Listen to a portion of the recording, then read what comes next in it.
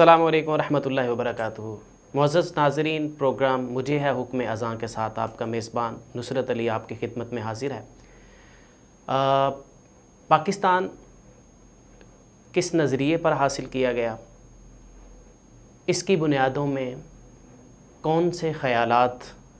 دفن ہیں، اور ہمارے بڑوں نے کس نظریے کو لے کر اس وطن عزیز کو حاصل کیا، اور پھر ہم اس نظریے پر کتنے گامزن ہیں اور وہ نظریہ کتنا پائے تکمیل کو پہنچا، کیا ہم اس طرف جا رہے ہیں کہ نہیں جا رہے۔ آج کے اس پروگرام میں آزادی کے اس موقع پر، جو پاکستان کی یوم آزادی کے اس موقع پر، اس بارے میں بات کریں گے، نظریہ پاکستان کے بارے میں، ہم کہاں تک پہنچے، ہمارے اعمال ایک قوم کی حیثیت سے کتنے اس راہ پر گامزن ہیں، ان سوالوں کے جواب ہم لیں گے۔ آج ہمارے ساتھ جو معزز مہمان تشریف فرما ہیں، پروفیسر مرزا عثمان بیگ صاحب، علمی، مذہبی اور نظریاتی شخصیت ہیں، پروفیسر ہیں اور اقبال شناس ہیں، اور پاکستان کے نظریے کے حوالے سے گہری فکر رکھتے ہیں۔ تو ان سے پہلے تو ہم انہیں اپنے پروگرام میں خوش آمدید کہتے ہیں، اس کے بعد ہم ان کی طرف پہلے سوال کے ساتھ چلتے ہیں۔ مرزا عثمان بیگ صاحب، آپ کا شکریہ کہ آپ تشریف لائے۔ تو آپ ہمیں پہلی بات یہ بتائیے پاکستان کے نظریے کے حوالے سے کہ دو قومی نظریہ کیا تھا اور اس کا نظریہ پاکستان سے کیا تعلق ہے؟ جی، سب سے پہلے تو پروگرام مجھے ہے حکم اذاں میں آپ نے مجھے گفتگو کا موقع دیا، اس پہ میں آپ کا شکریہ ادا کرتا ہوں۔ دو قومی نظریے کی جو بنیاد ہے یا اس کا جو تاریخی تناظر ہے، تو اس کا نقطہ آغاز بر صغیر میں اسلام کی آمد سے ہوا۔ جیسا کہ ہم جانتے ہیں کہ محمد بن قاسم جیسے ہی بر صغیر میں داخل ہوتے ہیں اور دیبل کی جو بندرگاہ ہے وہ اس کو فتح کرتے ہیں، اس سے اسلام کا جو ہے وہ یہاں پہ آغاز ہوتا ہے۔ لیکن ایسا نہیں ہے کہ عرب کے جو مسلمان ہیں وہ اس سے پہلے بر صغیر کے ساتھ کوئی روابط نہیں رکھتے تھے۔ خلفائے راشدین کے دور کے اندر ہمیں یہ روابط ملتے ہیں۔ وہ روابط سیاسی اعتبار سے بھی تھے، وہ روابط تجارتی اعتبار سے بھی تھے۔ تو لیکن باقاعدہ طور پہ جو ایک فوجی مہم تھی جو کہ محمد بن قاسم کی صورت میں بر صغیر میں داخل ہوئی، تو یہاں اس کو ہم کہہ سکتے ہیں کہ یہ مسلمانوں کا بر صغیر کے اندر باقاعدہ نقطہ آغاز ہے۔ تو وہاں سے اسلام بر صغیر میں متعارف ہوا۔ اس سے پہلے بھی کچھ لوگ جو مسلمان تھے وہ مکران کے ساحل پر آباد تھے اور تجارت کے اندر وہاں پہ ملوث تھے، یعنی تجارت کرتے تھے، اور اس سے جو یہاں کے لوکل لوگ تھے ان کی انٹریکشن سے اسلام کا ایک تعارف یہاں پہ موجود تھا پہلے ہی سے، اور اس تعارف میں مزید اضافہ ہو گیا۔ تو یہ ہے اسلام کی آمد بر صغیر کے اندر۔ اب یہ ایک لمبا عرصہ ہے کہ 900 سال کے قریب مسلمان یہاں پہ حکمران رہے ہیں، اور جو ہندو ہیں وہ یہاں پہ ایک رعایا کے طور پہ رہے ہیں۔ تو اب یہ جو 1857 کی جنگ آزادی کے بعد جب انگریز یہاں پہ حاکم ہو گئے اور مسلمان محکوم ہو گئے، تو اس کے بعد سے ہم نے یہاں پہ دیکھا کہ ایک اور طرح کی جو ہے وہ ترتیب نظر آتی ہے، اور وہ یہ ہے کہ جب ہندوؤں نے یہ دیکھا کہ مسلمان محکوم ہیں اور اب حاکم جو ہے وہ انگریز ہے، تو انہوں نے اس معاملے میں مسلمانوں سے ہٹ کر انگریز کا ساتھ دیا اور مسلمانوں کو ان کے جائز حقوق حاصل کرنے سے بھی روکا۔ یعنی مسلمانوں نے جب بھی اپنے جائز حقوق کے لیے آواز بلند کی یا ان جائز حقوق کو حاصل کرنے کے لیے وہ عملی میدان کے اندر آئے، تو ہمیشہ سے ہندوؤں نے ان کی مخالفت کی۔ تو مسلمانوں نے اس سے ایک تاثر لیا، یعنی ان کے ہاں یہ ایک فکر پیدا ہوئی کہ اگر انگریز یہاں سے چلا جائے گا تو ہم یہاں پہ جو ایک یعنی متعصب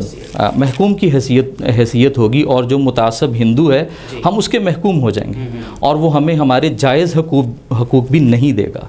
تو اس سے ایک کہہ لیں کہ ایک فکر پیدا ہوئی، اور وہ فکر تھی کہ مسلمانوں کا اپنا ایک علیحدہ سے تشخص ہے۔ اچھا اب وہ جو تشخص ہے وہ کس نوعیت کا تھا اور اس کا پھر بعد میں نظریہ پاکستان کے ساتھ اس کا کیا تعلق بنا؟ وہ تشخص اس اعتبار سے تھا کہ مسلمان ایک بڑے لمبے عرصے تک یہاں پہ ہندوؤں کے ساتھ رہے تھے، لیکن اس کے باوجود اکٹھے رہنے کے باوجود ان کی تہذیب، ان کا تمدن، ان کا جو کلچر تھا، زبان ہے، اور اسی طرح سے جو مذہبی عقیدہ ہے، وہ سب اعتبارات سے ہندوؤں سے، مسلمانوں سے مختلف، جی ان کے ہیروز مسلمانوں سے مختلف، ہر اعتبار سے وہ بالکل مختلف تھے۔ یہاں پہ میں چاہتا ہوں کہ اپنی جو بھی ہمارے نوجوان ہیں جو اس پروگرام کو دیکھ رہے ہیں تو وہ اس معنویت کو ذرا سمجھیں کہ تہذیب کیا ہوتی ہے یا کلچر کسے کہتے ہیں، اور مسلمانوں کی تہذیب کیا تھی اور وہ کس طرح سے مختلف ہے ہندوؤں کی تہذیب سے، اور مسلمانوں کا کلچر کیا تھا اور وہ کس طرح سے مختلف تھا ہندوؤں کے کلچر سے۔ تہذیب کو سمجھنے کے لیے ہم ایک آئس برگ کی مثال لے لیتے ہیں کہ اس کا جو بڑا حصہ ہوتا ہے وہ زیر سمندر ہوتا ہے، یعنی پانی زیر آب ہوتا ہے جو نظر نہیں آ رہا ہوتا، ٹھیک ہے۔ اب وہ جو نظر نہیں آنے والا حصہ ہوتا ہے وہ زیادہ بڑا ہوتا ہے اور زیادہ گہرا ہوتا ہے، تو وہ جو بڑا حصہ ہے وہ وجود میں آتا ہے جب کوئی بھی قوم یا کوئی بھی کسی بھی ملک کے رہنے والے لوگ کچھ بنیادی سوالات کے جواب فراہم کرتے ہیں، جس کو اس قوم کا بنیادی تناظر کہا جاتا ہے، اس کا ورلڈ ویو کہا جاتا ہے۔ جیسے یعنی اقبال نے بھی اس بارے میں ایک قطعہ میں بہت خوبصورت اس کی تعبیر کی، یہی آدم ہے سلطہ بحر و بر کا، کہوں کیا ماجرا اس بے بسر کا، نہ خود بھی نئے خدا بھی نئے جہاں بھی، یہی شاہکار ہے تیرے ہنر کا۔ یعنی کائنات کیا ہے، انسان کیا ہے، اور خدا کیا ہے، ان سوالات کے جوابات فراہم کرنے سے ایک بنیادی تناظر وجود میں آتا ہے۔ اس کو پرسپیکٹیو کہہ سکتے ہیں، اس کو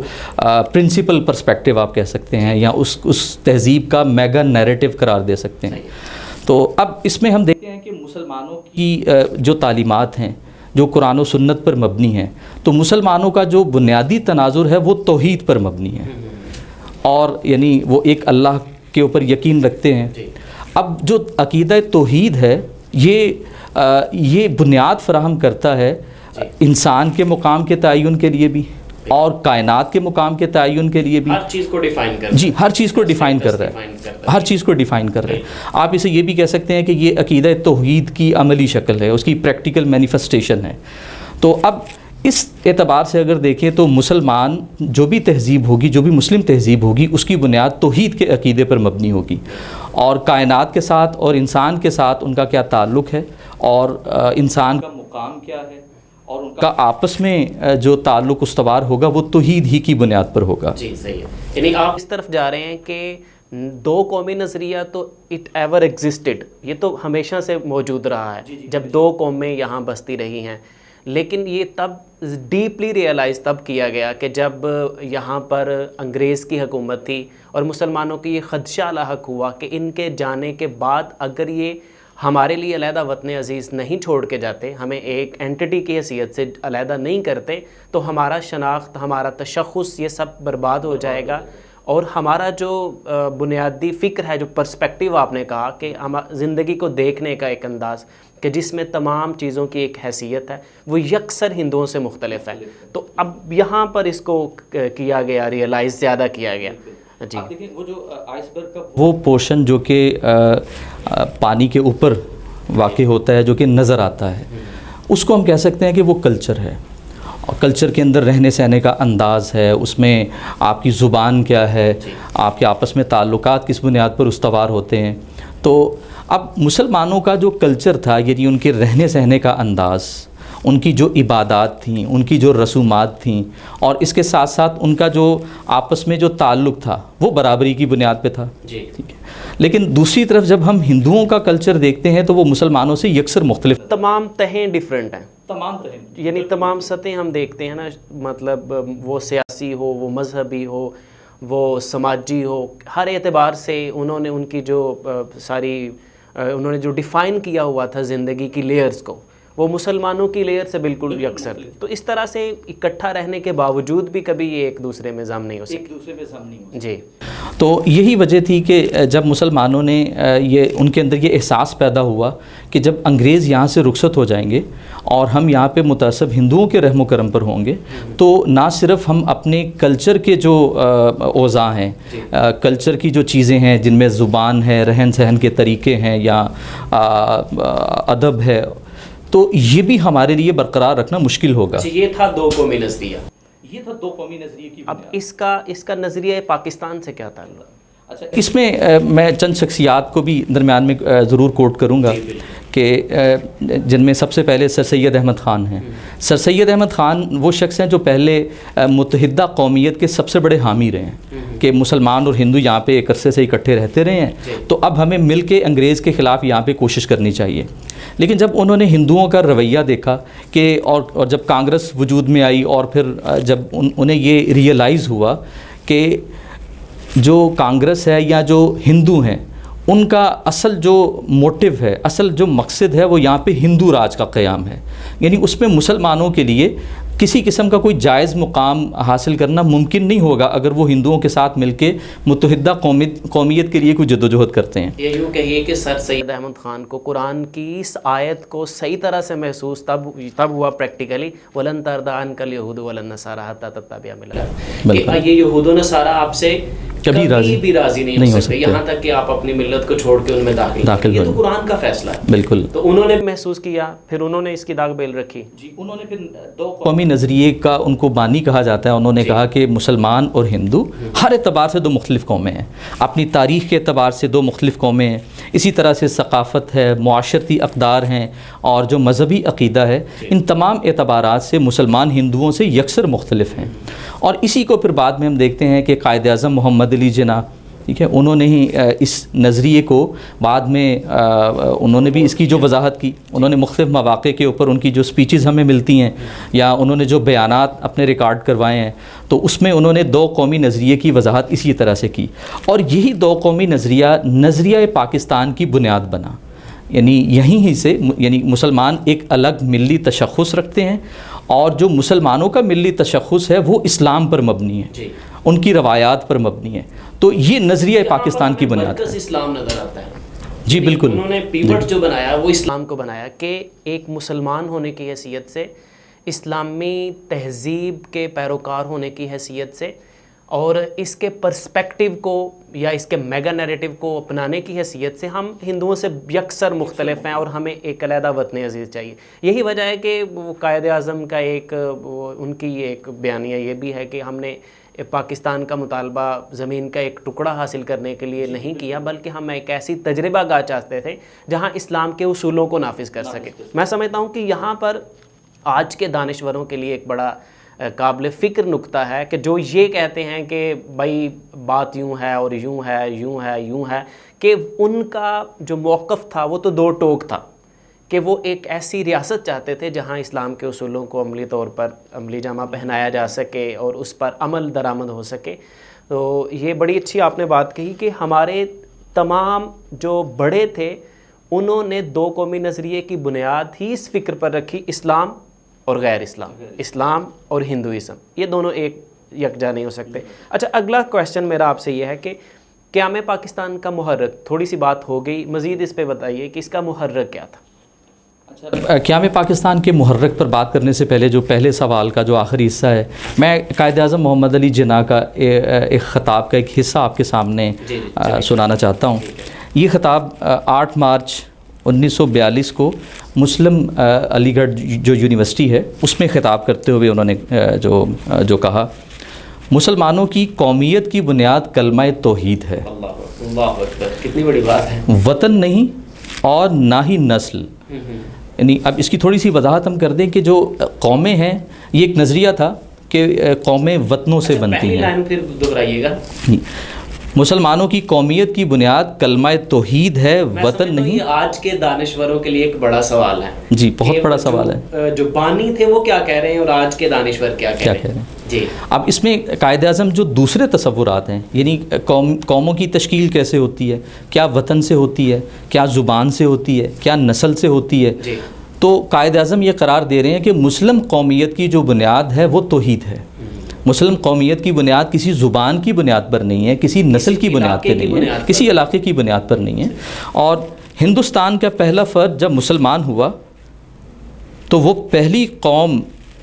قوم کا فرد نہ رہا بلکہ ایک جداگانہ قوم کا فرد ہو گیا. یعنی اب وہ ایک جدا قوم ہے, اور وہ قوم کون سی ہے؟ وہ ایک مسلمان قوم ہے. تو اس طرح سے قائد اعظم نے بھی جو اپنے مختلف خطابات ہیں ان کے اندر دو قومی نظریے کی وضاحت کی. یہ بھی پتہ چلتا ہے کہ یہ باتیں صرف لاشعوری طور پر نہیں نکلی, یا یوں نہیں تھا کہ صرف یہ باتیں صرف سلوگنز کی حد تک یا ایسی بے ساختہ جو زبان سے اسپونٹینیس نکل آتی ہیں, ایسے نہیں, بلکہ اس کے پیچھے ایک سوچ, گہری سوچ کار فرما تھی جو قائد اعظم محمد علی جناح, جو یہ باتیں گہری انہوں نے کی نا, کہ مطلب یہاں پر جب پہلا ہندو مسلمان ہوا تھا تو ایک علیحدہ قوم کی بنیاد پڑ گئی تھی. تو یہاں یہ بھی بات پتہ چلتی ہے کہ یہ بے ساختہ نہیں تھے, اچانک نہیں تھے, بلکہ اس کے پیچھے گہری سوچ کار فرما تھی. جی آپ بات کنٹینیو کیجیے. اب آتے ہیں آپ کے دوسرے سوال کی طرف کہ قیام پاکستان کے محرک کیا تھے,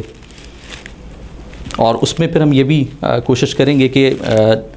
قیام پاکستان کے جو مطالبے کے لیے جو تحریک سامنے آئی مسلم لیگ, اس کی قیادت کے رجحانات کیا تھے. تو اس سے یہ واضح بھی ہوگا کہ اس کا نظریہ پاکستان کے ساتھ کیا تعلق ہے. تو قیام پاکستان کے جو مختلف محرکات بیان کیے جاتے ہیں ان میں 3 نقطہ نظر ہیں. پہلا جو ویو ہے وہ یہ ہے کہ یہ ایک معاشی محرک کا نتیجہ ہے. یعنی پاکستان اس لیے حاصل کیا کیونکہ ہندو ہمارے معاشی حقوق کا استحصال کر رہا تھا, تو ہم نے اپنے معاشی حقوق کے تحفظ کے لیے, یا اگر جس طرح کے الفاظ ہمارے ہاں کچھ لبرل استعمال کرتے ہیں کہ کچھ جاگیرداروں نے اپنی جاگیروں کے تحفظ کے لیے مسلمانوں کو موٹیویٹ کیا کہ وہ ایک الگ سے ایک ملک حاصل کر لیں تاکہ ہماری جاگیروں کا تحفظ ہو سکے. ایک موقف یہ ہے. دوسرا موقف جو بیان کیا جاتا ہے وہ یہ ہے کہ مسلمانوں کے یعنی انگریز کی آمد کے بعد, اور خاص طور پہ یعنی جب انگریز یہاں پہ حاکم ہو گئے 1857 کے بعد, تو اس میں ہندوؤں کا جو منفی طرز عمل تھا مسلمانوں کے ساتھ, اس میں اگر ہم تاریخ کا جائزہ لیں تو اس میں مختلف قسم کے واقعات ہمیں ملتے ہیں جنہوں نے واقعتاً ایک مسلمانوں کے اندر محرک کا کردار ادا کیا کہ وہ متعصب قسم کے جو ہندو ہیں ان کے ساتھ یہاں پہ ان کا گزر بسر ممکن نہیں ہو پائے گا. ان کی طرف سے کی جانے والی زیادتی کے رد عمل کے طور پہ ایک موقف یہ پیش کیا جاتا ہے. تو سب سے پہلے ہم دونوں اگر جو موقف پیش کیے جاتے ہیں معاشی محرک کا یا ہندوؤں کا جو منفی طرز عمل ہے, تو ان کی مکمل طور پہ ہم نفی نہیں کر سکتے. اس میں کوئی شک نہیں کہ جب انگریز یہاں پہ حاکم تھے تو مسلمانوں کو جو ملازمتیں دی گئی تھیں وہ بالکل سطحی نوعیت کی تھیں, جن کو ہم آج کلاس 4 کی ملازمتیں کہتے ہیں. یہ بالکل یہ موجود تھے, یہ ساری چیزیں موجود تھیں. ہندوؤں کا منفی طرز عمل بھی موجود تھا, اس کا بھی انکار نہیں کیا جاتا. اس میں یعنی ڈاکٹر ہنٹر نے جو کتاب لکھی ہے آور انڈین مسلمانز, تو اس کے اندر اس کی تفصیلات بھی ہمیں ملتی ہیں کہ مسلمانوں کو کس طرح سے معاشی طور پر یہاں پہ دبایا گیا. لیکن یہ کلی محرک نہیں ہے, یہ جزوی محرک ہیں. جو کلی محرک جس کو ہم قرار دے سکتے ہیں وہ مسلمانوں کے ملی تشخص ہی کا معاملہ تھا,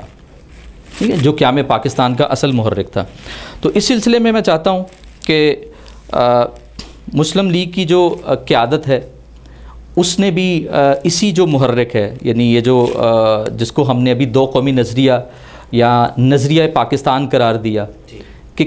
پاکستان کے قیام کا اصل محرک یہ تھا کہ مسلمان ایک الگ قوم ہیں اور ان کی بنیاد یہ تیسرا جو مسلم لیگ کا تھا, جو مسلم لیگ کا تھا, کہ مسلمانوں کی یہ جو جد و جہد ہے قیام پاکستان کے لیے, یہ جو محنت کر رہے ہیں, تو اس کا محرک معاشی مسئلہ نہیں ہے, ان کا محرک صرف ہندوؤں کا منفی طرز عمل نہیں ہے, بلکہ وہ ایک مثبت موٹیو کے ساتھ ہیں. اور وہ جو مثبت محرک ان کا ہے وہ کیا ہے کہ وہ مسلمانوں کی الگ سے جو ان کا علیحدہ تشخص ہے, جو ان کا ملی تشخص ہے, اور ان کے ملی تشخص کی بنیاد اسلام ہے, تو اس کے تحفظ کے لیے وہ کوشش کر رہے ہیں. اب اس کے لیے میں چاہتا ہوں کہ آپ کے سامنے کوئی ایویڈنس بھی آپ کے سامنے رکھوں. میں قائد اعظم کی کچھ کوٹیشنز آپ کے سامنے شیئر کرنا چاہتا ہوں. اور قائد اعظم کی یہ جو کوٹیشن ہے یہ قائد اعظم نے مسلم لیگ کا جو اجلاس تھا 23 مارچ 1940، 23 مارچ 1940 کو انہوں نے جس کو قرارداد لاہور پیش کی گئی، وہاں پہ جو خطاب کیا، تو اس خطاب کے اندر انہوں نے اس کی جو وضاحت کی وہ اس طرح سے ہے کہ اسلام کے قومی تصور اور ہندو دھرم کے سماجی طور طریقوں کے باہمی اختلاف کو محض وہم و گمان بنانا ہندوستان کی تاریخ کو جھٹلانا ہے۔ 1000 سال سے ہندوؤں کی تہذیب اور مسلمانوں کی تہذیب ایک دوسرے سے دوچار ہیں۔ یہ دونوں قومیں آپس میں میل جول رکھتی چلی آئی ہیں کہ ان کے اختلافات اسی شدت سے موجود ہیں۔ اب یہ these nations were conditioned to live together، یعنی انہیں اکٹھا رہنے پہ مجبور کیا گیا، لیکن یہ مرج نہیں ہوئی، آپس میں مل نہیں سکی، ایک قوم نہیں بن سکتے۔ یہ اس لیے نہیں بن سکتے کہ وہی جس کو ہم نے دو قومی نظریے کی بنیاد قرار دیا کہ مسلمان تہذیب، تمدن، کلچر، ہر اعتبار سے یکسر مختلف قوم ہے، وہ اپنا الگ سے ایک ملی تشخص رکھتے ہیں۔ اس بات کا انکار جو قائد فرما رہے ہیں، کہہ رہے ہیں کہ یوں ہے کہ جیسے تاریخ کا انکار کیا، جی، تاریخ کا انکار، جیسے تاریخ کو جھٹلایا جائے، بالکل ایسے۔ تو اگر ہم یعنی قائد اعظم کے جو خطابات ہیں خاص طور پہ پاکستان بننے سے پہلے، اگر ہم ان کا تاریخی اعتبار سے بھی مطالعہ کریں تو اس میں ہمیں یہی بات سامنے آتی ہے کہ انہوں نے اسی جو بنیاد ہے، جو محرک ہے، جو کہ مسلمانوں کا الگ ملی تشخص کے قیام کے لیے اس کو حاصل کرنے کے لیے کوشش کرنا، اس کو قرار دیا ہے۔ اچھا، یہاں پہ مسلم لیگ کا کتنا کنٹریبیوشن ہے اور اسلامی نظریے کی طرف ان کا کتنا جھکاؤ تھا، اس پر بھی بات کیجیے۔ جی، اس میں جو کنفیوژن کریٹ کی جاتی ہے یا خاص طور پہ نوجوان نسل کو ایک ذہنی الجھاؤ کا شکار کیا جاتا ہے، وہ اس اعتبار سے کیا جاتا ہے کہ جب کہ مسلم لیگ کی جو قیادت تھی وہ جن لوگوں کے ہاتھ میں تھی تو وہ کوئی پریکٹسنگ مسلم نہیں تھے۔ جیسے قائد اعظم کی شخصیت کو پینٹ کیا جاتا ہے کہ وہ کوئی عملی نوعیت کے مسلمان نہیں تھے، وہ پینٹ کوٹ پہنتے تھے، وہ انگریزی زبان بولتے تھے، وہ انگریز کے کلچر کے دلدادہ تھے۔ تو یہ دلائل پیش کیے جاتے ہیں اور اس بات کو ثابت کرنے کے لیے کہ مسلم لیگ کی قیادت ہے تو وہ کوئی پریکٹسنگ، چونکہ مسلمان نہیں تھے لہٰذا ان کی جو ساری کوشش تھی وہ کوئی اسلام کی خاطر نہیں تھی، ٹھیک ہے۔ تو اب میں چاہتا ہوں کہ اس کے حوالے سے بھی ہم تھوڑے سے حقائق جو ہے ان پہ بھی بات کریں۔ دیکھیے، اس میں کوئی شک نہیں، جو مسلم لیگ کا قیام ہے 1906 میں جب مسلم لیگ قائم کی گئی تو اپنے قیام کے وقت جو مسلم لیگ کا موٹو تھا یا جو مقصد تھا وہ یہی تھا کہ جو ہندو نے، ایک بڑی قوم ہے ہندو، اور اس نے ایک چھوٹی قوم کو دبایا ہے، اس کا استحصال کیا ہے اور ایک منفی طرز عمل کا اظہار کیا، تو اس ایک منفی جذبے کے تحت ایک جماعت وجود میں آئی کہ ہم اپنے ایک رد عمل کے طور پہ کہ ہم اپنے حقوق کے تحفظ کے لیے ایک الگ سے پلیٹ فارم بناتے ہیں اور اس میں ہم اپنے حقوق کے لیے محنت کریں گے۔ اب یہ جو مسلم لیگ ہے اس کے اندر ایک پازیٹیو جو ڈائمنشن ہے یا اس کے اندر جو مثبت جذبہ محرکہ ہے اس کو شامل کرنے والی شخصیت ہیں علامہ محمد اقبال۔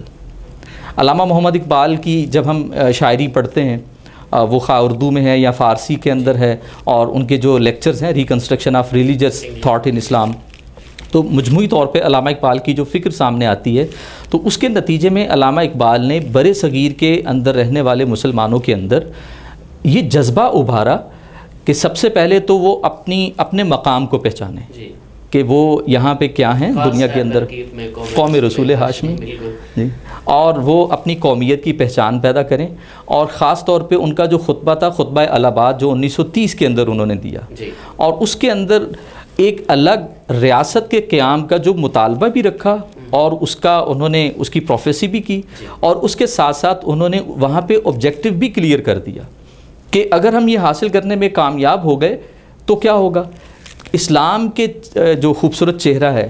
اس کے اوپر جو عرب ملوکیت کے بدنما داغ آ گئے تھے ہم ان کو مٹا کر اصل اسلام کا چہرہ دنیا کے سامنے پیش کر سکیں گے، ٹھیک ہے۔ تو یہ علامہ اقبال نے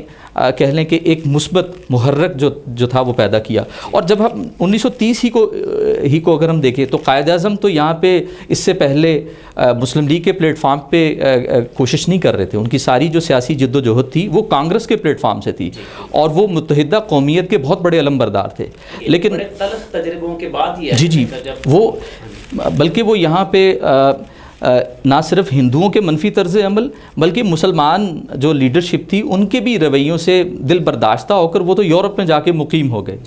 تو اب قائد اعظم کی جو ذہنی کیفیت کو تبدیل کیا ہے تو اس کے اندر علامہ محمد اقبال کا بہت بڑا کردار ہے. علامہ محمد اقبال نے نہ صرف ان کو بہت زیادہ خطوط لکھے بلکہ گول میز کانفرنس میں جب وہ شرکت کے لیے گئے تو وہاں جا کے انہوں نے قائد اعظم سے ملاقات بھی کی اور ان کو موٹیویٹ کیا کہ وہ وہاں جائیں اور وہاں جا کے وہ مسلمانوں کی قیادت کریں. کیونکہ علامہ محمد اقبال بھی یہ سمجھتے تھے کہ مسلمانوں کے پاس اس وقت جو لیڈرشپ ہے مسلم لیگ کی صورت میں جو لیڈرشپ اویلیبل ہے تو ان میں قائد اعظم محمد علی جناح کی شخصیت ہی وہ واحد شخصیت ہے. بلکہ ان کے لیے بہت خوبصورت الفاظ بھی علامہ اقبال نے فرمائے کہ وہ ان پرچیزیبل یعنی وہ ان کو خریدا نہیں جا سکتا اور ان کو جھکایا نہیں جا سکتا. ٹھیک ہے, تو ایسے ہی لیڈر کی ضرورت ہے جو کہ مسلمانوں کو لیڈ کرے, جس کو خریدا نہ جا سکے, جس کو کسی بھی طرح سے لالچ کے ذریعے سے جھکایا نہ جا سکے اور مسلمانوں کی بھنور میں پھنسی ہوئی کشتی کو پار لگایا جا سکے, مطلب بحیثیت قوم ان کی قیادت کر سکے. بالکل. اب اس میں ایک کتاب کا بھی حوالہ دینا چاہوں گا. میں اپنے نوجوان جو دیکھنے والے ہیں ان سے درخواست بھی کروں گا کہ وہ ایک کتاب ہے لیٹرز آف اقبال ٹو جناح, اور یہ اس کا اردو ترجمہ بھی موجود ہے. آپ بے شک وہ یعنی اقبال کے جو جناح کے نام خطوط ہیں ان کو براہ راست انگریزی میں پڑھیں یا ان کا اردو ترجمہ پڑھیں. اس سے آپ یہ دو باتیں آپ کو واضح ہوں گی. علامہ اقبال کا اس تحریک میں کردار کیا تھا اور علامہ اقبال کا قائد اعظم محمد علی جناح کے ساتھ کس نوعیت کا تعلق تھا. یہ دو چیزیں یہاں پہ واضح ہوتی ہیں. اور قائد اعظم نے علامہ محمد اقبال کے ساتھ کس قسم کا اظہار کیا, میں چند کوٹیشنز ان کی سنانا چاہوں گا آپ کے سامنے. علامہ اقبال کے حوالے سے ان کا نظریہ یہ تھا کہ انہوں نے ملکی سیاست میں نمایاں حصہ لیا اور دنیا اسلام کی علمی و ثقافتی تجدید میں اہم کردار ادا کیا. دنیا ادب میں ان کی تحریر و تقریر کا جو حصہ ہے وہ ہمیشہ زندہ رہے گا. اس کے بعد جو ان کا آخری جملہ ہے نا جو علامہ اقبال کے بارے میں ان کی وفات کے بعد انہوں نے کہا, وہ نوٹ کرنے کے قابل ہے. اور خاص طور پہ میں یعنی اپنے آڈینس سے کہوں گا کہ وہ ان الفاظ پہ ذرا توجہ دیں کہ قائد اعظم کس طرح سے ٹریبیوٹ پیش کر رہے ہیں. اور جن لوگوں نے قائد اعظم کی شخصیت کو تاریخ میں پڑھا ہے یا ان کی آٹو بایوگرافی پڑھی ہے تو وہ کوئی لفاظ قسم کی شخصیت نہیں تھے, وہ کوئی خطیب آدمی نہیں تھے, لیکن ان کا ٹریبیوٹ ذرا ملاحظہ کیجیے. To me he was a personal friend, philosopher and guide. اور گائیڈ کہہ رہے ہیں جی, اور گائیڈ کہہ رہے ہیں. And as a such the main source of my inspiration and spiritual support. بڑی بات کہی. تو یہ بہت خوبصورت الفاظ میں قائد اعظم نے علامہ اقبال کو ٹریبیوٹ پیش کیا. اور بلکہ اس کے بعد کے بھی میں الفاظ آپ کے سامنے رکھتا ہوں. 1940 میں ایک دفعہ اقبال ڈے جو بر صغیر میں سیلیبریٹ کیا گیا, اس موقع پہ ایک بہت خوبصورت الفاظ قائد اعظم نے فرمائے, وہ یہ تھے: If I live to see the ideal of a Muslim state being achieved in India, and I were then offered to make choice between the works of Iqbal and the rulership of the Muslim state, I would prefer the former. اس کا ترجمہ پیش کریں. جی, میں ترجمہ بھی پیش کرتا ہوں. اگر میں ہندوستان میں ایک مثالی اسلامی ریاست کے حصول تک زندہ رہا اور اس وقت مجھے یہ اختیار دیا گیا کہ اقبال کے کلام اور اس مسلم حکمرانی اور اس مسلم ریاست کی حکمرانی میں سے ایک کا انتخاب کر لوں, تو میں اقبال کے کلام کو ترجیح دوں گا. صحیح ہے, ان کی اتنی عقیدت. جی, اتنی عقیدت ان کے ساتھ. تو اس اعتبار سے ہم دیکھتے ہیں کہ مسلمانوں یعنی مسلم لیگ کی قیادت نے یہ جو مثبت جذبہ محرکہ تھا مسلمانوں کا ملی تشخص پرسو کرنا قائد اعظم کو, اور ان کا واپس آنا اور ان کا اس بات کو اکنالج کرنا کہ وہ ایک جو اسپرچل گائیڈ کی حیثیت سے میری زندگی میں ہمیشہ نمایاں شخصیت رہیں گے, اور اتنا بڑا ٹریبیوٹ پیش کرنا. تو اس میں پتہ چلتا ہے کہ پریکٹیکلی بھی جو علامہ اقبال ہے نا, ان کا نظریہ پاکستان کے حوالے سے یا قیام پاکستان کے حوالے سے ایک بگ پورشن, بہت بڑا کردار ہے, بہت بڑا کردار ہے. اور جو قائد اعظم تھے ان کو واپس لانا اور ان کی جد و جہد بھی, کس طرح بڑے بڑے لفظ ان کے بارے میں, ان کی شخصیت کے بارے میں, اور یہ تاریخ نے ثابت کیا کہ وہ جھکے بھی نہیں ہیں اور بکے بھی نہیں. جس منہج کو لے کے اور جس موقف کو لے کے نکلے, اللہ کے فضل سے اسے حاصل کیا. کہا جاتا ہے کہ قائد اعظم ایک لبرل شخصیت تھے اور وہ مطلب خود دیکھیں تو ایک آزاد خیال شخص تھے اور ایک سیکولر ریاست بنانا چاہتے تھے اس کو. یہ بات کہاں تک درست ہے؟ ہمارے ہاں جو پاکستان کے اندر سیکولر طبقہ ہے، جو یہاں پہ پاکستان کے اندر اسلام کو غالب قوت کے طور پہ کار فرما دیکھنا نہیں چاہتا، وہ قائد اعظم کی ایک تقریر کا حوالہ دیتے ہوئے وہاں سے یہ نتیجہ اخذ کرتے ہیں کہ جو قائد کا ویژن تھا وہ ایک لبرل ڈیموکریٹک سٹیٹ کا تھا. وہ ایک ایسی ریاست بنانا چاہتے تھے جو کہ لبرل ہوگی، جو کہ کسی مذہب کی بنیاد پر نہیں ہوگی. تو اس اعتبار سے وہ ایک سیکولر ریاست بنانے کے حامی تھے. تو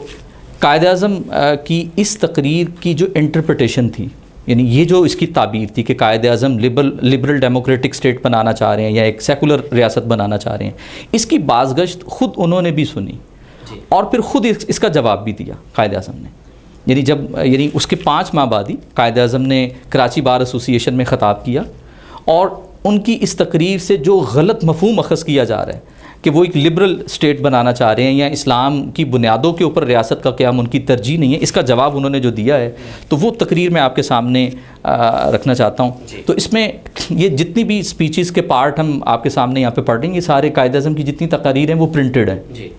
آپ لوگ یعنی اس کو انٹرنیٹ سے سرچ بھی کر سکتے ہیں، باقاعدہ طور پہ کتابوں کے اندر بھی ان کو کمپائل کیا گیا ہے. جی، مستند حوالہ جاتے ہیں. تو میں 25 جنوری 1948 کو کراچی بار ایسوسی ایشن میں جو انہوں نے خطاب کیا، اور اس جو استدلال ہے اس کو جو جواب خود قائد اعظم نے دیا ہے وہ میں آپ کے سامنے رکھتا ہوں. Islam and its idealism had taught democracy. Islam has taught equality,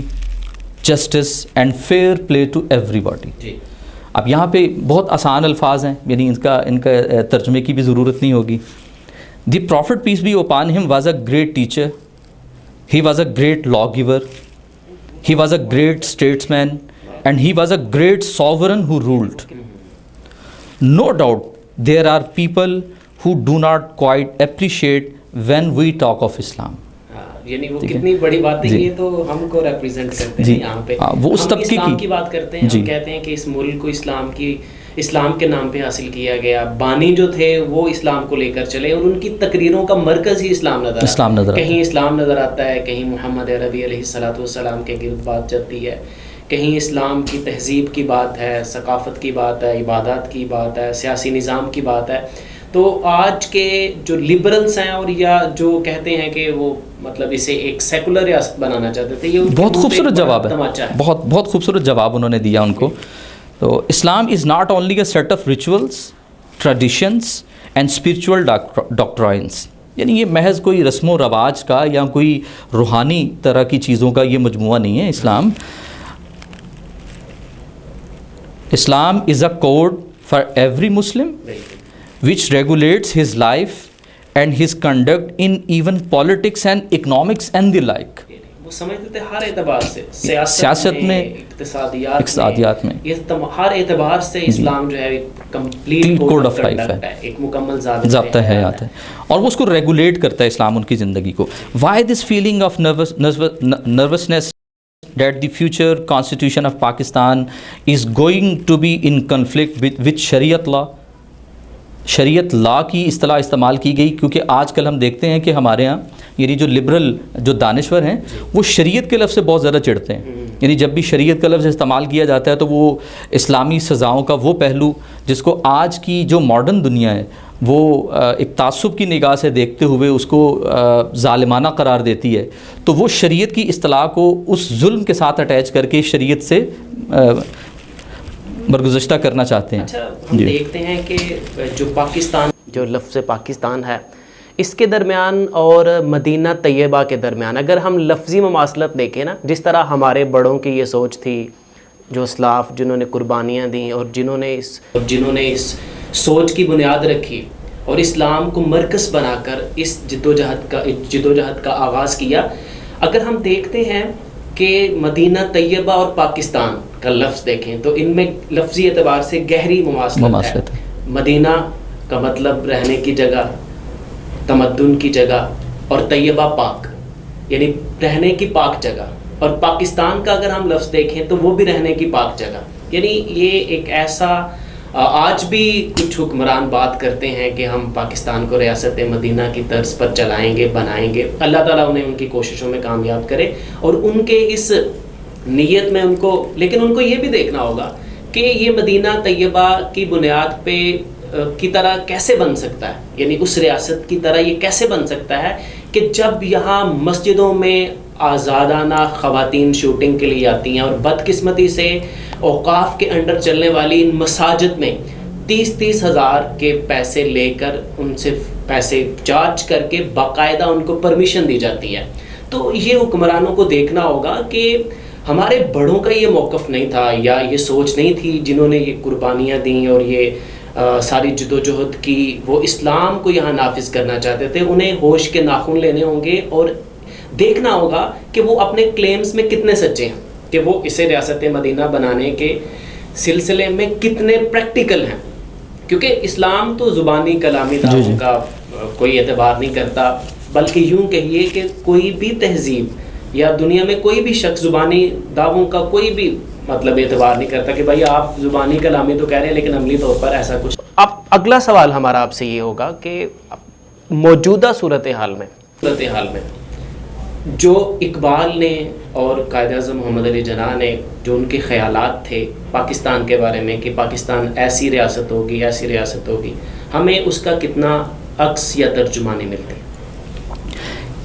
اس سوال کے جواب میں سب سے پہلے میں کچھ ہسٹوریکل ایویڈنسز بھی آپ کے سامنے رکھنا چاہتا ہوں، کیونکہ یہ وہ دستاویزات ہیں جو کہ چھپائی جاتی ہیں، دانستہ طور پہ ان کو دبایا جاتا ہے. قائد اعظم محمد علی جناح نے پاکستان بننے کے بعد جو واحد ڈپارٹمنٹ تشکیل دیا تھا، میں اس کا ٹائٹل آپ کے سامنے رکھتا ہوں، ڈپارٹمنٹ آف اسلامک ریکنسٹرکشن، اور علامہ محمد اسد کو ان کا جو ڈائریکٹر ہے وہ مقرر کیا گیا. اب اس کے جو ایمز اینڈ آبجیکٹیوز ہیں، یعنی ڈپارٹمنٹ آف اسلامک ریکنسٹرکشن کیا کرے گا، آپ اس کے ایمز اینڈ آبجیکٹیوز بھی پڑھ سکتے ہیں، وہ پرنٹڈ فارم میں اویلیبل بھی ہیں. ٹھیک ہے، میں بنیادی اس کا خلاصہ آپ کے سامنے رکھتا ہوں. اس کا مقصد یہ تھا کہ جو چیزیں انہیرنٹ ہوئی ہیں ہمیں، یعنی جب ہندوستان تقسیم ہوا اور پاکستان مارز وجود میں آیا تو کچھ ادارے ایسے تھے جو تو ہمیں وراثت میں مل گئے. اب ان میں ایک تعلیمی ڈھانچہ بھی تھا، تعلیمی ڈھانچے کے ساتھ ساتھ اکنامک سسٹم بھی تھا، ٹھیک ہے، بیوروکریسی کا نظام بھی تھا، ٹھیک ہے، یہ ساری چیزیں ہمیں انہیرنٹ ہوئی ہیں. لیکن قائد اعظم محمد علی جناح نے جو واحد ادارہ تشکیل دیا قیام پاکستان کے بعد، اور اس کے جو ایمز اینڈ آبجیکٹیو سیٹ کیے وہ کیا تھے. نمبر 1، سب سے پہلے تعلیم کو اسلام کے اصولوں کے مطابق ڈھالا جائے گا، یعنی ہمارا جو پورا ایجوکیشنل، کسی بھی قوم کی ریڑھ کی ہڈی ہے. آپ نے اپنی قوم کو اس طرح سے ٹرین کرنا ہے، ان کی اس طرح سے تربیت کرنی ہے کہ آپ نے ملک جس بنیادوں پہ حاصل کیا تھا وہ اس سے میچ کر سکے. تو اس کے لیے آپ کو نظام تعلیم کو اپنی روایات کے مطابق، اپنے اصولوں کے مطابق تشکیل دینا ہوگا. ہمارے موقف کا وہاں عکس نظر آنا چاہیے، پتہ چلنا چاہیے، نظام تعلیم ایک چھاپ ہونی چاہیے بالکل باقاعدہ طور پہ ان نظریات کی کہ جن نظریات کی بنیاد پہ ریاست حاصل کی. دوسرا بڑا اس کا مقصد یہ تھا کہ جو قوانین ہیں، یعنی وہ جو کہ ہندو راج یہاں پہ تھا، ہندو قوانین رائج تھے یہاں پہ، تو قوانین کو اسلام میں آنے کی کوشش کی جائے گی. اور تیسرا بڑا جو اس کا آبجیکٹیو تھا وہ یہ تھا کہ جو اکنامک سسٹم ہے، یعنی اور اکنامک سسٹم سے جتنے بھی ریلیٹڈ ادارے ہیں وہ ان کو اسلامی اصولوں کے مطابق ڈھالا جائے گا. اور ہم دیکھتے ہیں کہ 1 جولائی 1948 کو قائد اعظم محمد علی جناح نے جب اسٹیٹ بینک آف پاکستان کا افتتاح کیا تو اس میں واضح طور پہ اس کا ہدف بھی یہ قرار دیا کہ یہاں پہ جو ریسرچ ڈپارٹمنٹ ہے وہ اس لیے کوشش کرے کہ جو کیپٹلزم ہے، یعنی سرمایہ دارانہ نظام ہے، اس نے، یا سوشلزم ہے، ان مختلف نظاموں نے انسان کو جس طرح سے ان کا استحصال کیا ہے اور طبقات کے اندر تقسیم کیا، یا ان کے جو بھی منفی اثرات ہیں، تو ان سے ہم نکلتے ہوئے یا ان سے بچتے ہوئے کیسے اپنی اسلامی بنیادوں کے اوپر اپنے معاشی نظام کو تشکیل دے سکتے ہیں. تو آغاز انہوں نے کر دیا. اب اس کے بعد ہماری ذمہ داری تھی کہ ہم اس کام کو آگے بڑھاتے، یعنی ہم جو ادارے جو کہ سوشل ایوولوشن کے نتیجے میں وجود میں آ چکے تھے، جوڈیشری ہے، ایجوکیشن سسٹم ہے، اکنامک سسٹم ہے، میرے خیال میں کوششیں نہیں کی گئی. جی، بس یہ ہمارے ہاں ایک لمحہ فکریہ رہا ہے کہ ہمارے ہاں جو حکومتیں رہی ہیں ان کی یہ ترجیح نہیں رہی کہ ہم پاکستان کو کسی طرح سے اس کی اصل بنیادوں کے اوپر استوار کرنے کی کوشش کریں، یعنی تعلیمی نظام کو اسلامائز کریں یا اپنے اکنامک سسٹم کو اسلامائز کریں،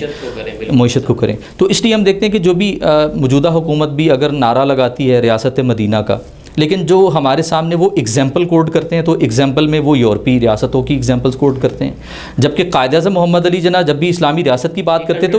تو خلافت راشدہ کی بات کرتے تھے۔ یعنی ہمیں ریاست مدینہ کی تشکیل کے لیے یا پاکستان کو ایک جدید اسلامی ریاست بنانے کے لیے بھی اصول خلافت راشدہ سے لینے ہوں گے جو اسلام نے ہمیں مقرر کیا۔ جزاک اللہ، آپ نے سوال کا جواب دیا، آپ نے ٹائم دیا۔ ابھی ہمارے پروگرام کا وقت ختم ہوا چاہتا ہے، آپ سے بڑی دلچسپ گفتگو ہوئی، بڑی انفارمیٹیو باتیں۔ یقیناً ناظرین آپ کو پتہ چل گیا کہ ملک پاکستان کے حصول کے سلسلے میں ہمارے بڑوں کی کیا سوچ تھی اور کون سے محرکات تھے، آپ نے ایویڈنسز کے ساتھ پتہ چل گیا، اور کس طرح سے بدقسمتی سے ہمارا سیاسی نظام، اقتصادی نظام، ہمارا معاشی اور معاشرتی نظام بدقسمتی سے اس نہج پہ ابھی تک نہیں آ سکا یا اس راہ پہ ابھی تک گامزن نہیں ہو سکتا کہ جس کو ویژولائز کیا تھا ہمارے بڑوں نے، جس کی تصویر دیکھی تھی قائد نے، جس کی تصویر دیکھی تھی اقبال نے۔ لیکن ہماری دعا ہے کہ اللہ تعالیٰ موجودہ حکومت کو اس کے نعروں میں کامیاب کرے، اس سے حقیقی ریئلائز کرے یہ حکومت کے ملک پاکستان کو کیوں حاصل کیا گیا۔ یہاں قائد اعظم کے ایک کوٹ کے ساتھ میں اپنے پروگرام کا اختتام کروں گا کہ جو بات انہوں نے، جس بات کا اظہار 30 جولائی 1948 کو لاہور میں اسکاؤٹ ریلی سے خطاب کرتے ہوئے آپ نے کیا کہا کہ میں نے بہت دنیا دیکھ لی، اللہ تعالیٰ نے عزت، دولت، شہرت بھی بے حساب دی، اب میری زندگی کی ایک ہی تمنا ہے کہ مسلمانوں کو باوقار اور سربلند دیکھوں۔ کتنا بڑا ان کا یہ ویژن تھی، اور بدقسمتی سے ابھی تک ہم یہاں تک نہیں آ سکے کہ میں مسلمانوں کو باوقار اور سربلند دیکھوں۔ میری خواہش ہے کہ جب مروں تو میرا دل گواہی دے کہ جناح نے اللہ کے دین اسلام سے خیانت اور پیغمبر اسلام حضرت محمد مصطفیٰ صلی اللہ علیہ وسلم کی امت سے غداری نہیں کی، مسلمانوں کی آزادی، تنظیم، اتحاد اور مدافعت میں اپنا کردار ٹھیک ٹھیک ادا کیا، اور میرا اللہ کہے کہ اے میرے بندے بے شک تو مسلمان پیدا ہوا، بے شک تو مسلمان مرا۔ یہ سب کے لیے ایک لمحہ فکریہ ہے، ان کے لیے بھی کہ جو نہیں مانتے کہ پاکستان کو اسلام کے نظریے پہ حاصل کیا گیا۔ اسی بات کے ساتھ آج کے پروگرام کا وقت ختم ہوا چاہتا ہے۔ اگلے پروگرام تک کے لیے اجازت دیجیے، اللہ حافظ۔